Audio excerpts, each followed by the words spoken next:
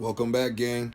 I'm back at it again with another werewolf story time. Make sure you save and follow if you don't have time to watch this right now so you can come back. I'm not about to wait for y'all. The story continues. I know I hate long intros, so let's just get right into it. This story takes place in the Deschutes River Trail of Oregon in 2023 to be exact. Not too long ago. These entities is still around. Let's call the girl in this story M, just for her safety reasons. So she was running along the river trail outside the Bend of Oregon when she heard something behind her, and it immediately caught her attention. She turned around and she thought she saw a black wolf charging at her. Without thinking, she ran to the nearest tree and started climbing. I mean, shit, I would do the same. She got about halfway up when she realized this wasn't just any wolf. The first one reached the bottom of the tree and she saw another one approaching from the opposite direction. The first wolf began to climb, but its paws were very different. It didn't look like wolf's paws at all, more like raccoon hands, but bigger. That's when terror really set in. She broke off a branch in self-defense to protect herself if they do make it up there. The first one leapt down. The second one started to climb now. Y'all, this one a panic attack would have just set in with me and I would have just fell out the tree right on out.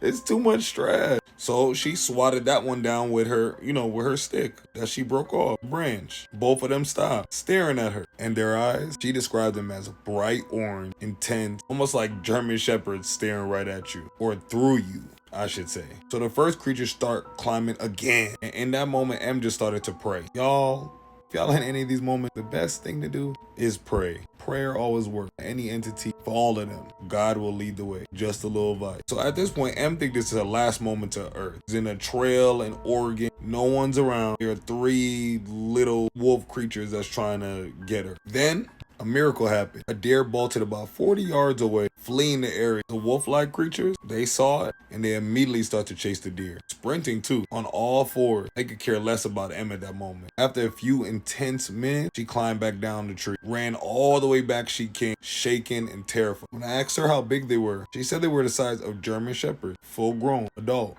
but darker, thick black fur, bushy tail, and those orange eyes. And those hands? She ain't never seen something like that before. Definitely couldn't be a normal wolf, but they look wolf-like. She wasn't sure if they were trying to harm her. It almost seemed like a game to them, like young canines playing, like puppies, testing her reaction, or maybe curious about her presence. They did see her running. She said how they were staring at her didn't look aggressive or growling like they wanted to attack her. It was staring, almost like your dog wanting to play with you. But she said there was definitely intelligence in there, more than the normal animal. She could definitely see that and sense that. She shared her story with others, but just leaving out the part that they started climbing the tree and the strange hand. Wolves don't climb trees. She was just too scared and emotional to even bring it up. Encounters like this happen more times than not, and people are always afraid to talk about it. Most people are not even okay with their names being attached, even though it's their story. But if you check this playlist I have attached below here, all these werewolf encounters, or dogman maybe per se, they do sound like baby dogman, like baby pups. They're all similar. All these encounters are similar. Interestingly enough, I haven't heard one situation, one incident someone got hurt. So that's why I believe the intelligence level is definitely there. And they only eat like cattle,